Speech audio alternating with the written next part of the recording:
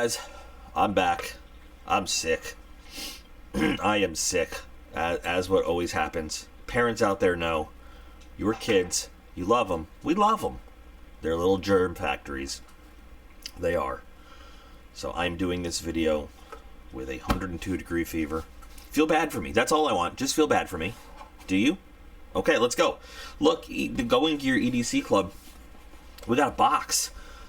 I got this. I saw this in the mailbox like this, and I was like, what kind of thing is that? We got a box. An actual box. So I'm gonna give this my energies. I'm gonna have Scotty give her all she's got. And we're gonna see what we've got in this box from thingy. Oh. And inside the box, we've got this. There's a little note here. So this is teasing. There's a new level. There's a new level that they're going to have coming up. I guess this is like advertising. So this is still the normal $59.99 package, but they're advertising here that they've got a new, wow, a $200 per month box. Will include at least one premium piece of gear. The vast majority of the time it will be a knife, but occasionally we might include a different piece of thing. Okay, the new level will stack onto the $59.99 shipment, meaning they'll get everything else plus the one extra piece of premium gear. Okay, they have limited space for each month for this level. It'll start in December. So, that's what this is. Now we know. Now we know. So we're going to be opening. That was interesting. That was a surprise. It's a Fisher Space Pen. That's the original Space Pen. The Space Pen. QSP. They make good knives. And a little going gear sticker. So let's see. Aiden is. Ooh, it's a teeny. So Aiden is diligently working his way through one of the last missions on Far Cry 6 as we talk. He's just killing people. He's shaking his head no, but he just macheted somebody. So, I don't know. So we have 3 items in this. We've got the QSP Parrot. We've got the Fisher Space Pen, the backpacker. And we've got the Eagletac or the Eagletac Teeny DX3E. They want me to start with the QSP because that's first on the list, but I'm not going to do that. I ain't going to do that. No. I'm going to start with the Fisher Space Pen because, you know, as the old story goes, when... Oh, that's nice looking, though. Look at that. Oh, look how it's got the moon background in there. As the old story goes, you know, in the early days of space travel and all that, NASA was having trouble because their pens wouldn't work, you know, in zero gravity and everything, and they ended up finding that, you know, spending the money to make the nitrogen-filled cartridges that would always write blah, blah, blah, and they spent all this money figuring it out, and then they were like, how do the Russians do it? And the Russians were like, we use a pencil. Kind of a funny story. But, so, Fisher Space Pens, so there are some people that may not know. I will tell you. They have nitrogen pressurized filled cartridges. And so no matter what you're writing on, whether it's upside down, whether it's in zero gravity, whether you're writing on slick surfaces, greasy paper, whatever, it gives you a continuous writing because that pressurized ink is always flowing. No matter what. My handwriting is terrible, you guys know that. Fisher Space Pen.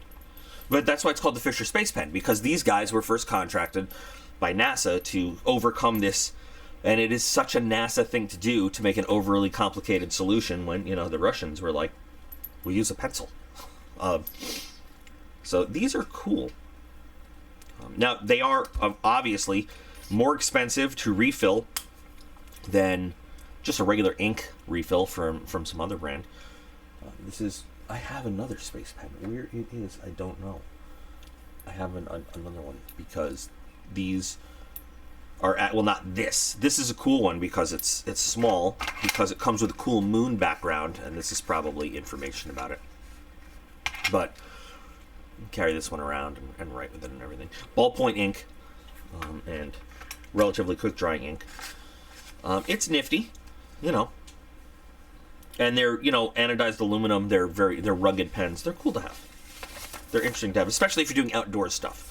Very interesting to have. But, you know, they're useful to have on a deployment too, because, like, you know, no matter what crazy angle you are marking on a map, you know, or writing down coordinates, whatever, you know, if you're like upside down or like hiding, or I'm just sorry guys, I'm really not feeling well, but like the point is, you can be, you know, laying on your back and writing on a surface upwards, and it always works. Stuff like that. So that's nice. That's nice. All right, let's go to the QSP. QSP is a Chinese brand, but they make good quality stuff from what I've seen so far. Better knife, better life. I didn't make that up. It says that.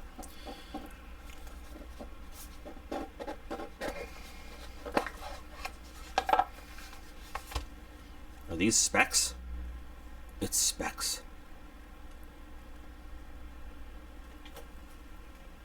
There you go. This is foam. Those are specs. This is foam. Oh, that's a nice little OD G10.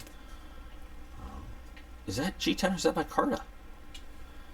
Let me see on here. What does it say? Micarta. Yeah. Okay. You can definitely see the fabric lines in it. That's nice. Seems to be centered very well. Oh, you're killing me with that clip. Although this is a pretty small knife, so I can see why they'd want you to get a little tug on it. But still, D-carry clip, please. D2 steel, I see on the blade. I should probably read a little bit about it. 3.2 inch, 3.25 inch spear point, satin finish D2 blade, copper washers. Interesting, copper instead of brass. I don't know. 3.2 ounces. It's slim and compact profile. Makes this budget-friendly knife a great EDC option. Okay.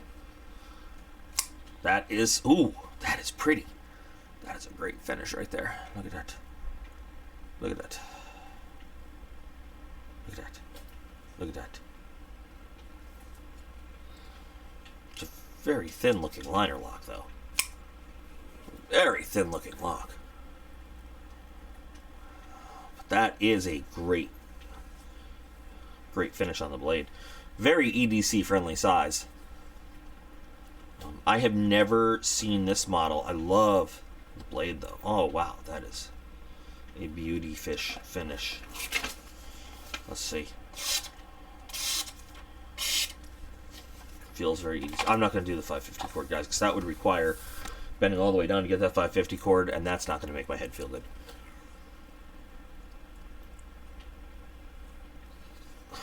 $29. Oh, very finely finished micarta. I don't know. That little thin liner lock gives me a little moment of pause, though. But it is seated really nicely on the blade itself. Yeah, it's not bad. Something moved over there. You know, I'm having trouble seeing with all of the glare because it's so shiny. I think it's pretty well centered. I hate to touch this blade with fingerprints, but yeah, no blade play. It's a nice little EDC knife. It's a little small for me, you know, as a lot of EDC intended and EDC friendly knives are. But that's, I mean, in that realm of the very EDC intended knives, this is, you know, this is not a bad size. Weight is very good. It's actually just a wee bit back heavy, but I like it. I mean, for just being on washers, that is incredibly smooth. It's got a nice sound to it. Okay, so we can like this. I still, that little tiny lock, I'm always going to be a little suspicious. And next we've got the Eagletac Teeny DX3E for $29. It has a massive 1000 lumen maximum output. Okay. Now, the Rovivon that we also got in this box, I have been carrying at work all the time, and it has been, I have used it I don't know how many times. I mean, it has been great. So, it would be hard to impress me beyond that little tiny Rovivon. Let's see if the Eagletac can do it. It's cold. I don't like cold things right now because I'm whiny like a little biatch because I'm sick. But, do you have instructions for me? You do have instructions for me. Okay. 0.6 to 150 hours, depending on how you're doing it. Low level, press once. Press once. Medium level, click once. High level, double click once. Max level, double click twice. So wouldn't that be 4 clicks? I don't know. That seems a little cumbersome, those instructions right there. I'm not sure I like that. I'm not sure, but it has a little... Listen, I'm going to put this up here, and maybe... I don't know if this actually works, but maybe you can scan that and get the demonstration. Does that work? I don't know. Somebody tell me if that works. So, click once. Is it locked out? Okay, so we got the lockout off. Alright, so, I'm going to press once. Now I've got the low level going. Low level. I'm going to turn it off. Now I'm going to click. Now I got the medium. I'm going to double click.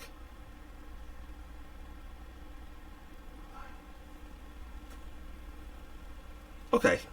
It's not as awkward as I thought, but it's... To be honest, it's not the most useful UI I've ever seen on a little tiny flashlight. It's lightweight. Do we have an IP rating on this somewhere? I don't know. I don't know. Oh, it said right there, press and hold for 4 seconds to look. Hi, read, duh. I will definitely be willing to give it a workout, you know, in the shop compared to the Rovivon, which is my new favorite little tiny flashlight. We'll definitely check it out. But let's see, so... Okay, yeah. I mean, once you get used to it, and then you hold it and you can go to different levels.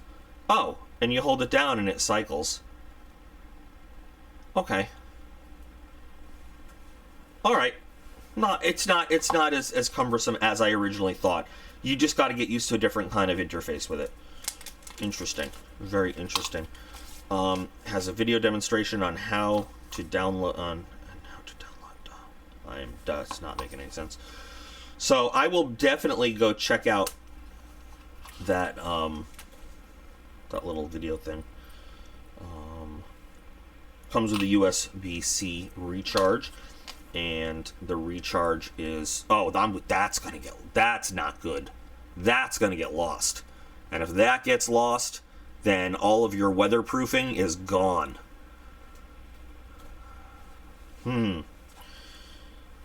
That worries me. Because, I mean, that's a personal thing for me. I know I lose things.